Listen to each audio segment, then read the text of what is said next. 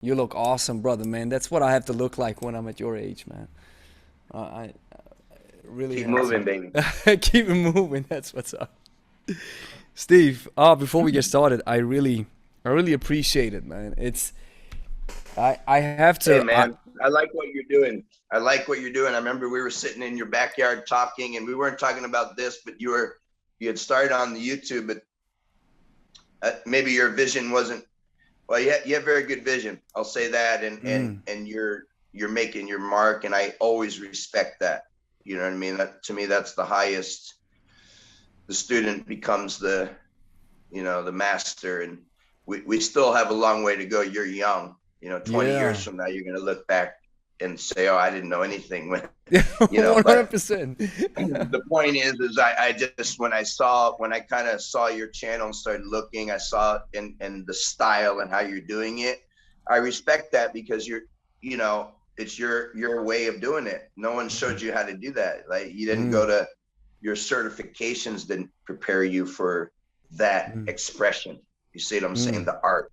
mm. No, I truly appreciate it, So Steve. if you're out there making art, trying to make the world a better place, of course I'm 100% on board because that's all I'm about and that's all I'll ever be about. It's just moving forward, Mm, mm. moving humanity forward. And it's like, why sit around and wait for some direction when there's an opportunity to try to make some difference, A- and just so we're in an exciting time. These technologies, it gives us the opportunity to, Amen. I just had a yeah. conversation with one of our clients yesterday, and that's exactly what I told him. I said technology is moving so fast, and that allows us to work in efficient ways that weren't possible 10 or 15 years ago. It's it was possible, but you had to put in a lot of money and had to use a lot of manpower. And now it's crazy.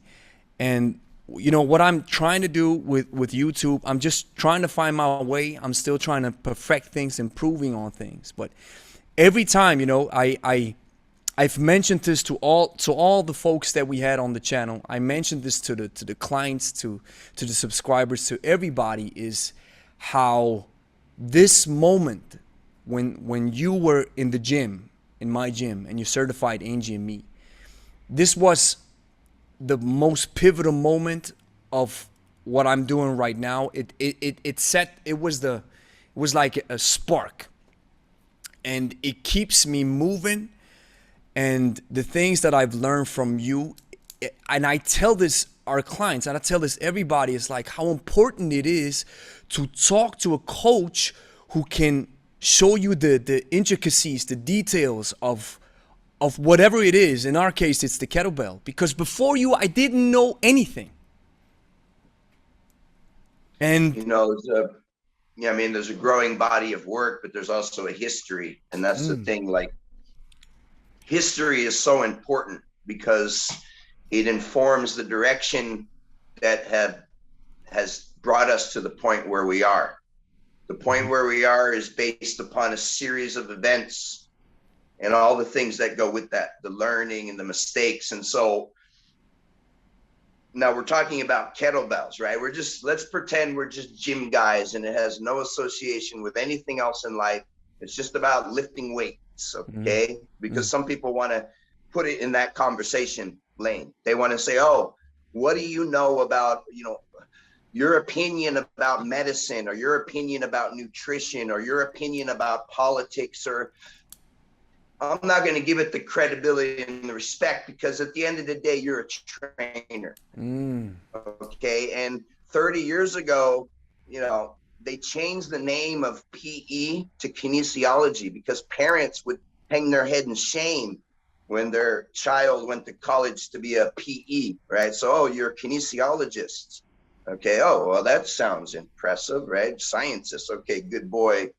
Okay, now I'm just having fun here, right? But yeah, yeah, the I'm point listening. being is that the physical education, okay, we're moving the physical education forward because it is through the physical education that the entire education is now possible. Amen. Uh, Conversely, if you take out the physical education, now you effectively have nothing. in practice, because on your last breath, all the money in the world, all the everything, and you don't have your health, you don't have your body. So you basically have nothing, right? And so the physical education informs. And so if you really start to understand that, now you can start to understand the mental and the emotional. And so it's through the body that the disciplines and the self-control and the attention to the breathing and the posture.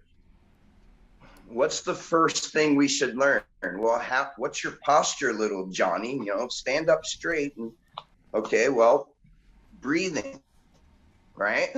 So the atmosphere is the atmosphere. And so prior to the birth process, we're in this protective fluid where we're extremely comfortable and isolated from all that we're about to step into. And then we come out and that first breath is like, right? And the baby, it's a super intense, like, boosh, we get shot into the atmosphere. Amen. Okay, so now it's breathing and it's posture.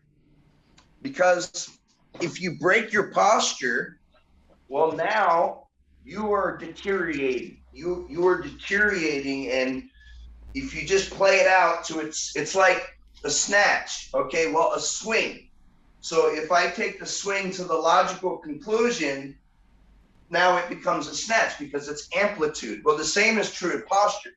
So this is just going to lead to that, right? And so it doesn't matter what you're talking about. I love jujitsu, but you know, if it's kettlebell, if it's jujitsu, if it's walking down the street, your posture, okay, your breathing. And so now, and we can talk about the bare feet and wearing shoes and all these things. Yeah. But it is physical education. And that's really the point. I get so excited, you know, I'm talking to you. I love it. I love it. I'm listening, brother. I'm listening. You know, I appreciate what you had to say, but the truth is we all can make our own way. The important thing is the cooperation, the organization of humanity as a collective. Yeah. Because we're all bright little stars in this, you know, galaxy. However, there needs to be cooperation, and that's when the human is at their best, because individually we are not great enough individually, any of us. We all have skills, we all have greatness, we all have strengths and weaknesses, and yet what we find time and time again is that when you can cooperate with you know, the saying is like-minded, right? Like-minded. You have to all be moving in the same direction, same goal. And now you can create tremendous changes and tremendous transformations. You know, so physical education has to do with all of this, because it's like in this crazy world with all these, you know, in the media, and it's just, where do we put our, okay, so you put your feet firmly on the earth, okay? And now you step with purpose, and you step with intention, and you step with skill, because it is a skill. And this is a human race. And the thing about nobody said the race was going to be easy. And nobody said the race was going to be fair, okay? And there may be opposing forces working that are not in your favor, you know, and yet within the human spirit is the perseverance. Within the human history is the perseverance. And I look back at time and my heroes, you know, well, who are those heroes? Well, stories. They're stories, right? So someone like Moses, right? Now, there's a lot of religious significance around Moses, but let's not talk about the religion. Let's just talk about the historical figure, the man, okay? Well, I would say that he was a martial artist. I would say that he was a physical culturalist. And you know, if you're doing kettlebells, if at the end of the day, it's the movement art. It can be kettlebells, it can be a lot of different things, because what we find in the physical education is there's certain principles. There's certain principles that are fundamental principles. And what are the marking points? Well, we can identify that. Your posture. let's look at that. Okay, and let's start again. There's the discussion, there's the academic world where let's talk about, and then there's the field. We're out there and doing things. Okay, now, the people that I respect the most are the scientists who are the actual physical scientists, because the physical scientists trust the science. They're the ones out there in the field actually doing it. And it is science. It is science, my friends. Those are the ones. Those are the ones who do what they know. You know, I just had a conversation a couple of days ago with a young man who is doing his doctorate in neurology. And he was asking me about stuff related to the kettlebell and how the kettlebell and how certain movements can build so-called neural reserves to combat Alzheimer's when we grow older. Very interesting field of research. And then we were talking about synaptic facilitation. Yeah. And we talked about the interesting point of how scientists and methods and some papers that he showed me in the discussion. I told him, because he was always referring to data, that scientists are using the Tabata system, 30 seconds of work, 15 seconds off. And then I said, well, that's only one metric. And if scientists continue to use that same metric, they only see one piece of the puzzle. So why not expand it a little bit? Like I learned from you, it's the competition method. You can work for time, you can work for reps. And when you start developing and understanding the full potential of what these different training modalities offer, it's not only Tabata. There's other potential ways of using the kettlebell that if you only focus on one thing, you might miss the other, right? So that's why probably where I'm relating to what you're saying, if you only have if the scientist who only knows but is not in the trenches, it's difficult, or it's different, right? We have to say that the study is set up with some, if not flaws, it's not optimized. The study is not set up to be optimized, because we can make a very strong argument that the best use of kettlebell is not Tabata protocol. The best use of kettlebell, you can make a very strong argument that it's power endurance over a unit of time. Yeah. And so measurables. So really the true science is the math. And it should never be used as academic intimidation to say science as a way to shut somebody down, because the true science never changes. You see, that's the nature, it's truth. And so we have hard sciences, right? And the hard science is the mathematics. And it's the physical education, because we can measure the distance, we can measure the load, we can measure the time, we can measure the volume, and we can produce data. And so now I have one foot in the real, and while the other foot, you're out in your artsy world and creating, and that's beautiful and that's fine. But foundation, again, the foundation doesn't change us from the beginning of time. It's, we are tribal. Okay, so Amen. Kettlebell, we love kettlebell. Kettlebell is special. It gives special aspects which you cannot replicate with other fitness tools. Okay, it has, and I'm not saying it's the best thing for every solution. That's not what it's about. It's a very useful tool. We don't talk about comparisons of kettlebell with dumbbell or kettlebell with barbell or this method against that method, because it's movement. It's movement. What the kettlebell allows is it allows the movement as if you don't have to hold the weight. That's the basic point. You do not have to hold the weight. And not having to hold the weight allows you to add load to your frame in a way that is biomechanically efficient. And how are you measuring biomechanical efficient? Well, the way I like to measure it is through martial arts. The way I like to measure it is through physical activity, because results rule in the world. And let's not, you want to, it's Wall Street now, right? It's just results. Okay, we're ready. We're ready for that, right? It's because we don't talk about, it's Fight Club. We're not talking about kettlebells. We are And again, we love kettlebells. That's what brings us together. That's what has brought me around the world and had a chance to, be with you and Angie and Lebe Stark. And, so these experiences are to be treasured. And this was in the pre-pandemic world, right? Yeah. So we can't assume that it'll ever be that way again. So I can look back, and there was a period of many years where before we were on Zoom, right? And so it's crazy. Everything's changing right now, but the point is the physical education, again, keeps circling back to that. And we love the kettlebell.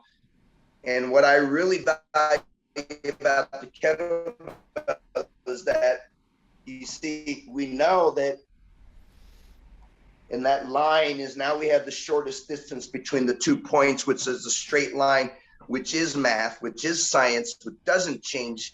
And it's not subject to the changes in the weather or your feelings or my opinion. It's just what it is, right? We know it, and it's replicable. And so that's what I love in the purity of it, is the science of it.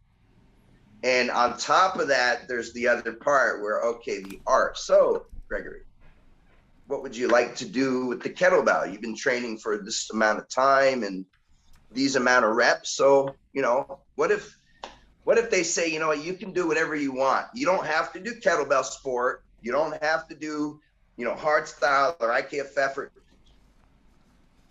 doesn't matter. Everything you learn, you're gonna make your own style. Let's just call it that, right? So, what do you want to have behind that?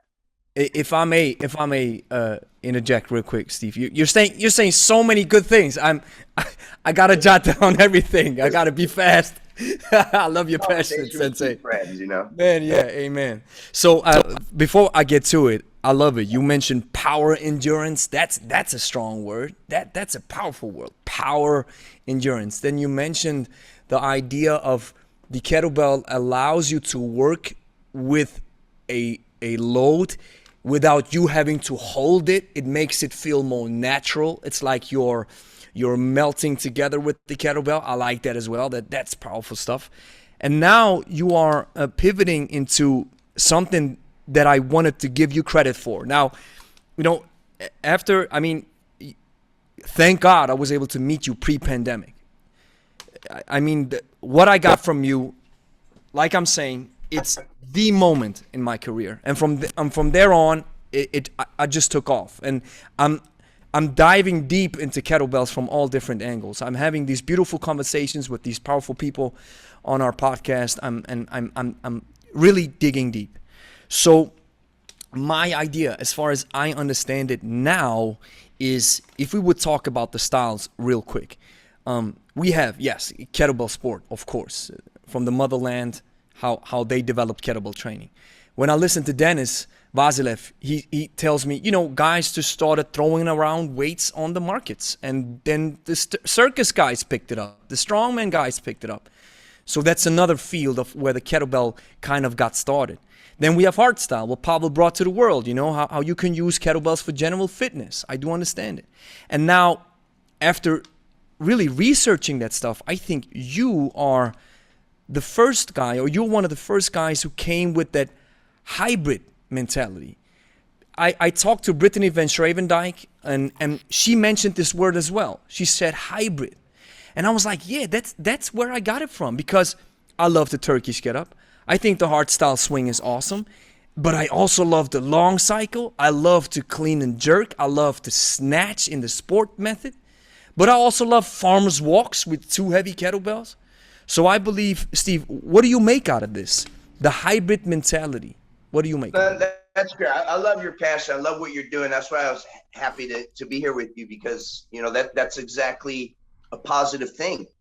Your passion for the kettlebell, and the wisdom to understand that we can't know everything by ourselves. We have to interact. We have to gain information and share, and it's crucial for the development of we want our children to be better than us, right? So we have the key to solving society's issues it's the children, right? Let's stay focused about what's real.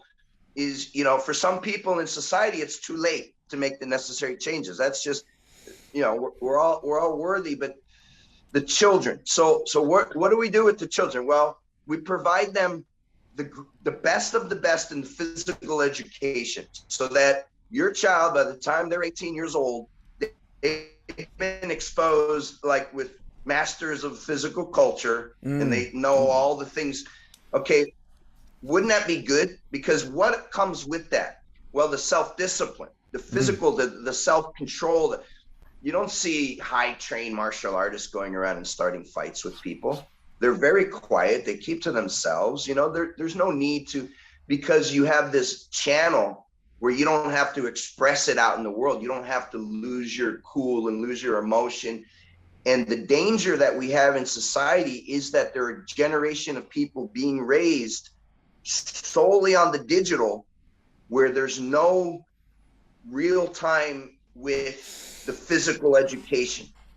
And it's more than just obesity, which in and of itself is a huge issue. And it's more than, you know, the health factors. It's also dealing with the emotional and the mental development. It's crucial that people develop this, because the qualities that come with it are the qualities that we're talking history here. And what you're talking about, kettlebells history, there's a modern history. Again, you mentioned my name, and, you know, the story is, there's historical. You talk about the story of the kettlebell. Yes. Yeah. My position is I saw the opportunity, and I'm the person that started bringing it around the world. I'm the first person that started bringing it everywhere. You know, everywhere, you know, again, not everywhere, but 60 plus countries over the period of 15 years. It's, you know, a lot of places, right? And so 6 continents. You know, haven't had a chance to bring it to Antarctica. You know, that's still on my. It's still on your list. There was a connection to a guy that used to sell kettlebells to the scientists, because they have scientists that live there, and they awesome. You know, it's freezing. Awesome. You know, it never worked out. You know, but that would be cool one day to. Yeah, Antarctica. Yes. The continental, but you know, anyway, you're talking about the history, right? And so we do have a modern.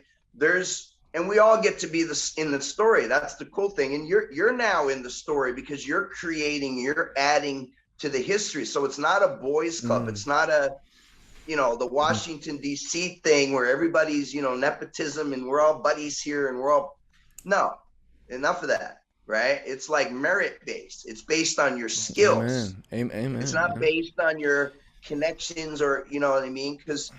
And that's what I love about kettlebell, the purity of it. It's like, okay, we know Dennis. He's a good friend of mine, and we all love Dennis. Why? Is because he just walks around with his skill. Like there's no, there's no dishonesty there. There's no pretending there.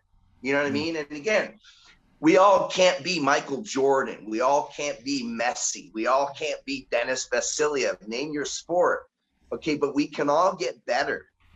We can all be inspired by, you know, there's great people that can inspire us for different things, right? So you have your examples of, okay, this is an athletic example, and this is a person who in business, you know, a man, a woman, it couldn't be any person. And so we have inspirational figures that we can gain motivation, and we move towards certain things, like in your own journey with kettlebells, right? So, you know, it's very interesting, but the modern history of kettlebell, we can say really is with the publishing of the Russian Kettlebell Challenge book in 2001. That's if you're going to summarize the historical marker, that book.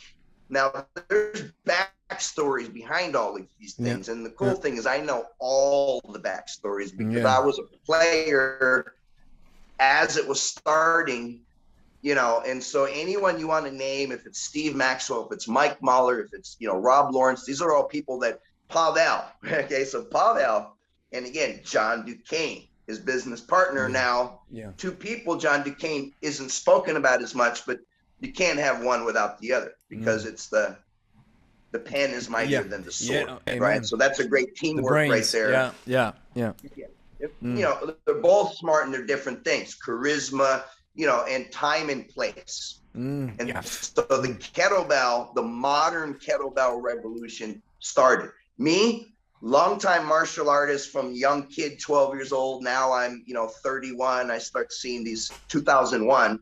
I see these advertisements in Vitalik's catalog. There's Dragon Door Publications out of St. Paul, Minnesota. They sent a quarterly, nice glossy color catalog back in the day in the mail. I don't know if you remember that or not, but it used to be direct mail, right? Yeah. So they have this I still remember it, thankfully.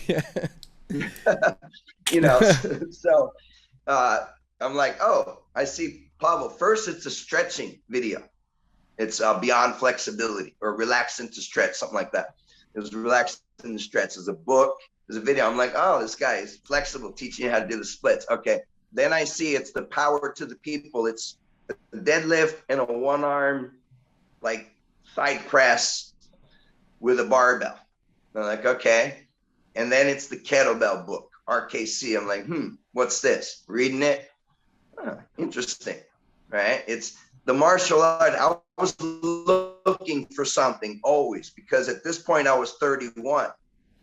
Backstory from 12 years old up until that point, 27, I decided to go to university. First child was born, so this is 1997. I went to school a little later. I went to school when I was 27, studied kinesiology. So in that 4-year period, I went from training all day, every day for many years, 15 years, to now I'm not training very much at all. I'm carrying a backpack going to school, and we got a baby. So priorities. When I'm not at school, I'm with the baby, or I'm bringing the baby to the grandparents, and then I'm going to school, right? So it's like that. And, sitting on my stationary bike being like, man, it's like, I have one class in university. It's like the biometrics. So I'm going to get my body fat measured at, hydrostatic. Back then it was, now we have other things that are better and better, but hydrostatic was and still is, the most accurate, right? So pretty accurate, you go into the tank. So, and I remember thinking back to the day when I was training all the time, like 4% body fat,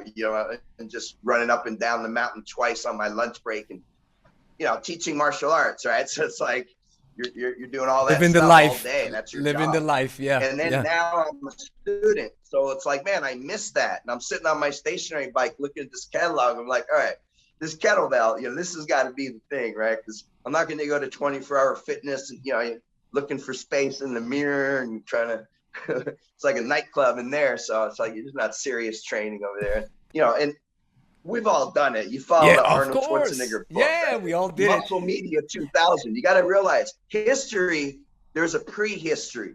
Okay, so before kettlebells, everybody, what are you doing? You're looking Schwarzenegger. At like that's what's up. That's what's up. Routine. It is what it is. And you know what's crazy, Steve? It's even now, the bodybuilding world has penetrated culture to such an extent that people sometimes, it's the mindset. It's the mindset. The metric has changed in the aesthetic has changed. Now it's the CrossFit, you're lean, and whereas before it's as big as pop. It's crazy. At the professional level, it's still these big giant guys. But that's a crazy world, because the people that are paying big money for those tickets, they like interesting things. I'll just put it like that. You know what I mean? But Steve, if I may ask, fitness world. If I may ask, just real quick, when you first saw the kettlebell in the magazine, sitting on your stationary bike, thinking about, man, in school and all that stuff, I miss the old days. What was your first impression? Did you really think this is going to take off? Oh, as soon as I picked it up, I knew. As soon as I picked it up. So I was teaching martial arts on the weekends at like the park down the road from my house, right? Many years, 15 years prior, that was my full-time job. But then as I was going to school, I still had a group of guys that had been with me for several years. And, so on the weekends, and so I brought this catalog to my students, right? I had a handful of guys it's like 4 or 5 guys that day. And I show them. The next week, one of the students comes, he's got 2 kettlebells. He's got a 16 and 24.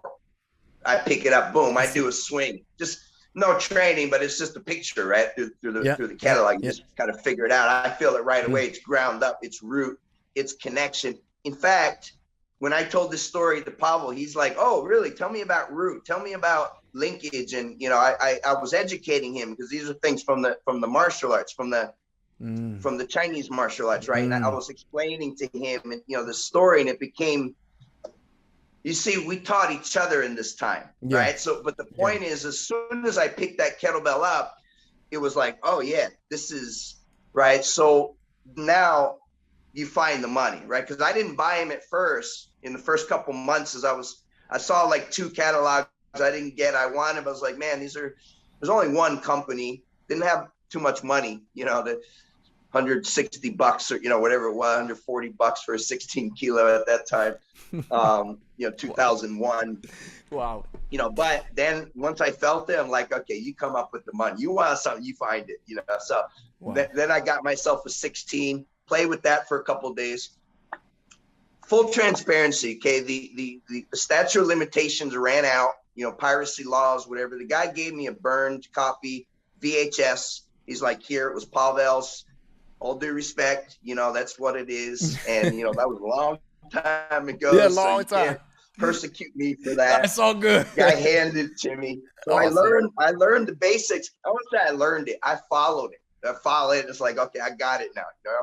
I've been doing Chinese martial arts for like close to 20 years at that point. So, the move at that time. Now, we didn't have access, and there's a big history because the Iron Curtain, right, in the Cold War, what you have to understand is geopolitically, that was 90, 93, 91, Gorbachev. But it took another 2 decades before the information. So the wall was still there. Kettlebell wise, the wall had not fallen. So kettlebell wise, the information didn't start coming in till like 2012, really. So there was a long period of time where like, okay, the Cold War is over, but we're still not getting all the info. Like, we're not exchanging ideas.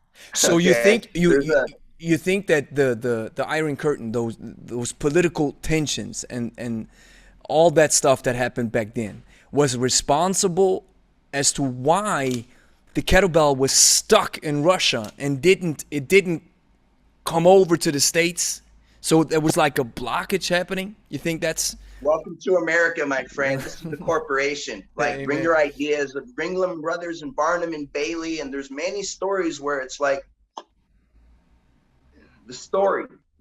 So we create this story. I'm a storyteller. This interesting guy, Pavel, he's got charisma, and it's time and place. It's time and place. So boom, the story is created. The first guys, the early adapters, were the computer guys, and then there was guys like me and Steve Maxwell, the martial artist, tough guys, the trained guys, and then the rest were computer guys. So naturally, in that element, you're going to be one of the senior guys, right away from the beginning. That's me, right? Most definitely. Yeah, most definitely. I want you to be one of my instructors, right? Yeah. Of course, you want me to be one of your instructors. So I've been teaching martial arts for, women, children. So at that time, and I'm just being very honest about the story because it's the beginning. It's the beginning. There's no Vasiliev, there's no Merkulin, there's no Rudnev, right? It's just, okay, what's this ball with a handle? Okay, what do you do with it? And, there's levels to the game, man. Yeah. There's levels to the game. We didn't have the levels back then. We got the levels now. Okay, and that's just... What you're saying, Steve, Brazilian Jiu-Jitsu, same story. You go back before there was Brazilian Jiu-Jitsu, there was no Brazilians here. Brazilians didn't start coming until 2005. It's so young. Like 93. So it's so for young. more than 10 years, people were knowing and thinking about Jiu-Jitsu, and the Gracies won the first 3, I think UFCs, 2 or 3 UFCs, 2. And, so Jiu-Jitsu became, but there was no Brazilian, right? And so very similarly, in fact, in that regard, it's essentially the same. That's what it was with kettlebells too. Wow. Oh, there's people over in Russia that do this, right? Yeah. You're on an internet forum. This is internet, the beginning of internet. Beginning of it, man. 2001, we're not on Facebook. I think YouTube's there, but I'm not on YouTube. There's MySpace. Yeah. Right? MySpace back in the day. Yeah. Well, yeah. And Friendster. A bunch of these ones. Friendster I think YouTube came up. Yep. YouTube came up in 2006 then. Yeah. it's internet. You're buying your kettlebell over the internet. You're not going to the sporting goods store. You're not going to Target. You're not going to Dick's. You're not going to Sports Chalet, whatever the, it's internet. And there was key people in that time that was beginning at the internet commerce fitness. So it's like fitness, internet commerce meets functional training meets. Now we have the kettlebell. We had functional training, but back then we didn't have the kettlebell. So what was functional training in the 90s? Speed ladders, medicine balls.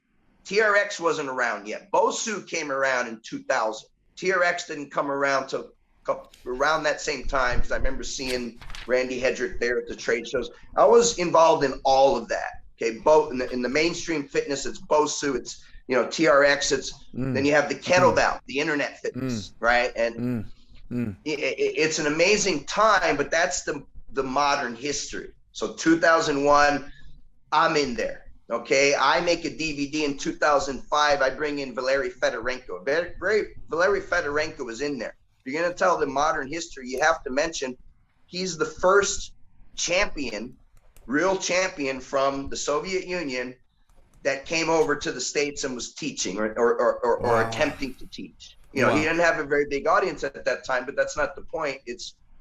We didn't have any information. So he was the first guy that we had a chance. It's like, oh, okay. Before that, it was, we had RKC. And then you had the contributors like Steve Maxwell. Steve Maxwell was a wrestler. Steve Maxwell's a good decade and a half older than me. Steve's in his mid-60s, I believe. I'm 51. So Steve already had been a grappler for more than 30 years back in, wrestling, jiu-jitsu, Brazilian jiu-jitsu, black belt for many years, professor, so Steve Maxwell sees the Turkish get up. He sees the windmill in some of his old wrestling books. And, he shows that to Pavel, and Pavel's like, oh, we're going to include it in the program. Right. It was like that. So wait a second, Steve. Wait a second. Wait a second, Steve. You're going so fast. There's no history of the Turkish get up in Russian kettlebell training. Let's just be clear. There's no history. And again, it's not, Turkish get up's a great exercise. You say it's powerful. You love it. And a lot of people love it. It's powerful. But it has no tradition in the Russian kettlebell other than if you're playing, grappling, yes. Like you're laying on your back, somebody the heavy's on top of you. Yeah, and you need to get on that's what you showed me. Yeah, you taught me this. Yeah. So function, practical first. Yeah. That's why I saw the kettlebell, because the martial artist is like, boom, that's dynamic. That's stance. That's and then when I felt it, I knew. And just to be clear, Steve, because man, you're going so fast. I gotta translate that stuff, so I always have to be. Yes. So, I always want to reflect, because then I understand it better. So yes, I know you were in that game in the beginning. The legend. You're one of those. What's the English? Musketeers, right? One of those really OG guys. I know. Yeah, that's what you are. Yeah. Holy Trinity, baby. Yeah. So body, mind, and breath. I do understand that Steve Maxwell, from his grappling background, from his wrestling background, brought in the Turkish getup, because that's what you taught me when you were here. You were like, the idea is to push the enemy and the windmill. Yeah, so point being, those exercises had been in the physical culture literature. They had come in and out of vogue over, the modern history of physical education. You're talking, Germany, really, the Turnevens, in the 1800s, 1700s. But in America, you're talking, Charles Atlas, Bill Pearl, there's Schwarzenegger. It's all these strong guys, right? The Thomas Inch and all these guys and these stories, and the Saxon and the Sandow, right? The strongman. They did these things, the windmill. Okay, those exercises had been around. The Turkish get up, particularly, the association is Turkish wrestling, where you want to get on your feet. And, wrestling. So, you can see it's stand up in base is what it is. It's stand up in base, and so there's somebody on you, and you're applying it in a way that one of my senseis, Shanji Hibero, he says that, for a grappler, that's one of the most important exercises, right? Well, makes sense. So, but the point being is that from the kettlebell with the swing and the snap, that's the Russian style.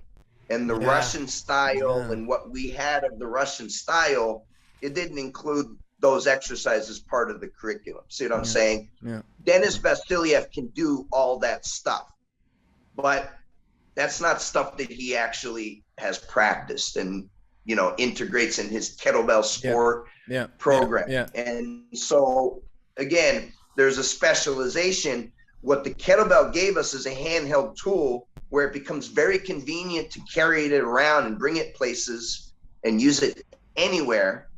And so now you can integrate so many exercises that had gone out of vogue. But yes, for historical purposes, you know, Wow. accuracy is accuracy. It's not about a personal agenda, but when you're a player in the creation of the modern movement, and it's still being written, and, you know, I'm one of many, I'm not the only, but, you know, sharing my background in it. Yeah. Steve was like, you know, oh, these exercises in these books, we can do it with kettlebells. Wow. Well, Pavel's a smart guy. Okay, well, let's include that in the program. Include it. Right? Let's do it. Yeah. It's patchwork at that point. You're kind of piecing things together versus the evolution of a scientific protocol, which has been matriculating in this, you know, Russia and former Soviet Union. They already had a history. They already had research. They already had, you know, so again, we're the beneficiaries. I see it all as a positive, but the truth is there's many different interpretations, and the initial interpretation of kettlebell, you know, outside of the Far East, you know, or not the Far East, but outside of Eastern Europe, you know, basically the hard style, the RKC, that was the first introduction. And it's very different, very, very different than what was being done in Russia and Ukraine and these places with the kettlebell. Okay, so in my coming into that, hearing stories, because there's internet forums, oh, there's somebody in Russia that did 210 snatches with a 32 kilogram, and you find out, oh, one hand change. Okay, well, back in that time, in 2003, well, if you could do 30 reps each hand with a 32, you know, the language of the day, you're a mutant. Because early adapters, right? We're on the computer. So who's finding this is computer people, computer savvy, and, you know, they're not that strong. Let's face it. You're not getting the strongest people together, and, you know, you're getting the internet shoppers.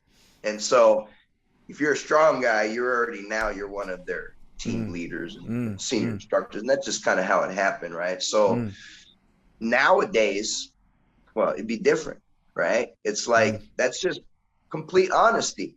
This is complete honesty, because it's like, but see, what I did is I saw, oh, in Russia, they're doing this. I need to go there. So in 2005, myself and 7 other Americans, we formed a U.S. team. We went to the 2005 World Championships. Back in that time, it was the IGSF, International Gear Your Voice Sport Federation. IUKL didn't exist. It was in Moscow, 2005. I saw Denisov broke what at that time was the world record in jerks, double 32. It was 175. So I was there at that, watching him. You know, and that was a surreal experience. You can imagine. And like, educational and humbling. Yeah. You know, oh, these guys are like, what are they doing? My God. Yeah. Me being me, I'm like, I want to play in their, you know, I want to learn what they know, because they know stuff that I do not know and I am not learning, you know, but we didn't have the access. So that was the first really historical where, now they're smiling. Now there is. Before, the Americans were smiling. I was smiling. Russians are very, you know, but now we're all friends, you see what I'm saying? So it's a lot of history, a lot of, now we have access to all the information because of the integration of, we spoke about it at the very beginning, the digital space allows this rapid transition of information and connection. And I think, Steve, you mentioned we are beneficiaries. At least I consider myself a beneficiary Me because too. of folks like you, right? Because guys like you went deeper. And I recently had a conversation with Chandler Marchman, who has a YouTube channel focused on kettlebells with over 100K. And we talked about it. It was like, it's like carrying the torch from guys like you. I mean, you guys are still carrying the torch by yourselves, but you know, going in that age where back then, where it wasn't, you had to be there physically to get the knowledge. Now we just can go online. So that's why I consider myself such a beneficiary from all you guys who benefited so, who brought so much to the table on the kettlebell world, that now we understand, now there's kettlebell sport. There is the hard style. There's what I now call the hybrid mentality that you engaged in. What I believe, that's just my definition, my description, who were open to the other side when they're like, wow, how is it? Because guys ask me this as well. They're like, okay, you did 60 snatches with a 24 kilo. How many times did you switch hands? I'm like, once only.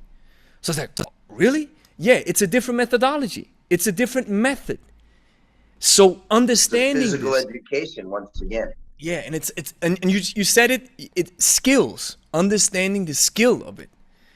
And Steve, just on a final note, because I'm having clients come up, but I wanna ask you this now, and I don't want to be disrespectful. I said this in that video where I was talking about Steve Maxwell and the kettlebell stuff, that he now does not engage with kettlebells anymore.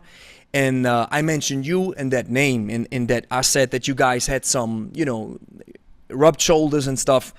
And after rewatching it, I was like, I should have given more context, because I think that wasn't the right thing to do. So what is your take on this thing that Steve Maxwell, who was a pioneer bringing exercises into the kettlebell world, is now abandoning kettlebells? Well, you know, it's not about the people. Okay, so the people, Steve Maxwell is entitled to his opinion. Steve Maxwell has a lot of skin in the game. Okay, many decades. And so, as one may do as we get older, we may become more resolute in our opinions. Okay, however, I would say he's earned the right. He's earned the right to have his opinions about physical training, and in his perspective, and I'm sure there's a lot of factors. The people that he works with professionally is a huge factor in his outlook, because he's wanting to serve them. And he feels that that doesn't serve them. Now, that's one point. He can believe that if he wants to. He gave his reasons. I don't agree with him calling individuals out due to injuries, because that's irresponsible, because we don't know the whole story, and we can't say, oh, this person has a bad knee because that is okay. So I don't agree with that, because I did watch the video once I heard about it. And, you know, because again, let's be informed in anything we're going to give opinions about. So I don't agree with him about the kettlebell, but the point is, Steve Cotter is still with the kettlebell. Steve Cotter still loves the kettlebell. Steve Cotter still uses the kettlebell. Steve Cotter still teaches the kettlebell. And it's not my first love, but it is. It's my first love is martial arts. Okay. And so, but the kettlebell, I have a love for the kettlebell that goes beyond, you know, kettlebell has given me so much, and it's utility. It's about the utility. If it ever stops being useful, I will stop using it. Okay. But for me, you know, so I don't agree with the idea, that he's presenting that, oh, kettlebells are destructive. No, what is destructive is poor technique, regardless of the tool. Yeah. Oh, yeah. The question is, can you adapt it? Now, my opinion is he never was fully in the first place with kettlebell. He never was fully in. And again, I'm fully in, and it's not even a comparison, because I don't compare myself to anyone. I'm just comparing myself to who I'm growing into, right? Who I'm becoming. So, you know, however, you know, I'm fully invested in the kettlebell because I really do believe in it. And I don't think Steve ever had that level of commitment. So I wasn't surprised to see the video and to hear that his position that he's never going to use them and he regrets using them. Wow. Using them, Yeah. and he doesn't recommend them and he thinks they're injurious. Well, from my experience, and I put in a lot of reps and a lot of years, it has not been injurious at all. It's been beneficial, you know. And see how important it is to get that context, because if I talk to somebody who has knowledge, expertise, passion, and mileage with kettlebells, it's not just I know and I've read and I've been to a seminar, but I have been into kettlebells like with all of my fibers, right? Then we cannot compare this person to somebody who just, like you said, just maybe wasn't into it as much, right? That's a lot of context. Context of aging, yeah, as well. We have to speak about aging. Now, Steve's in his 60s, okay? But that's just a number. And I'm in my 50s, okay? And we're all aging.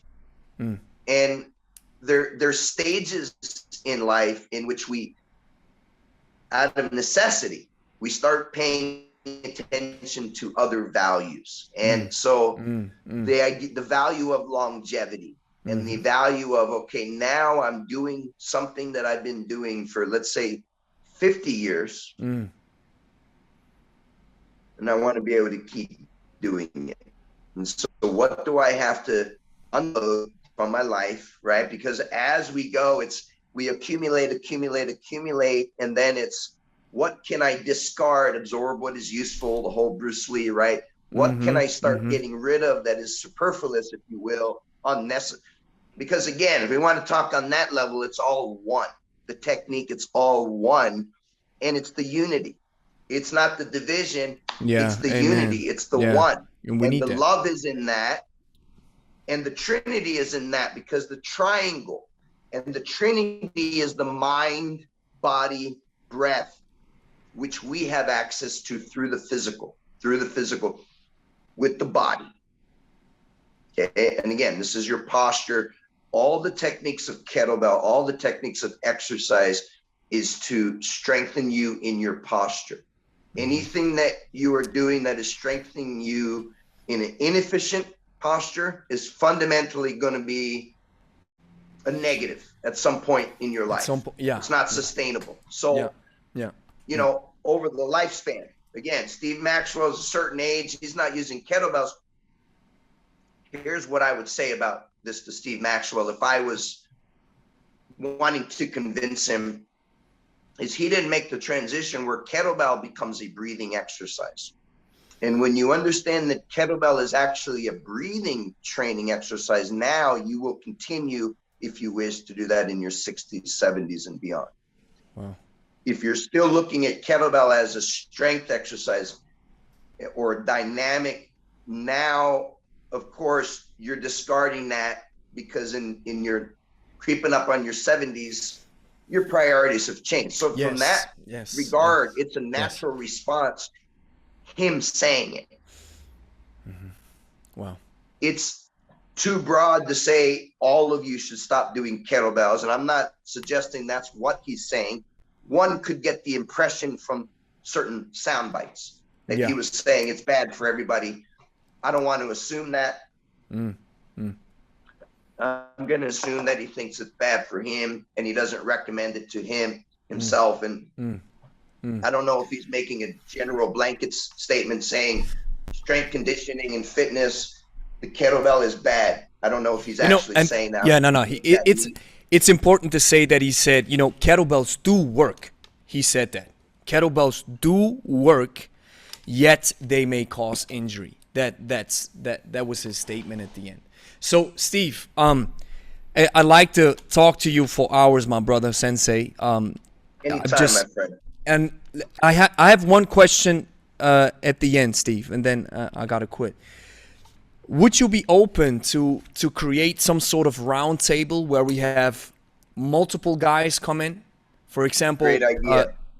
Luca or and Dan or Brittany and Cat's Kettlebell Dojo from New Zealand, Chandler, just got and Awesome. you All those people are together. incredible. Yeah, I'm gonna be a part of that. Absolutely. Awesome, Steve.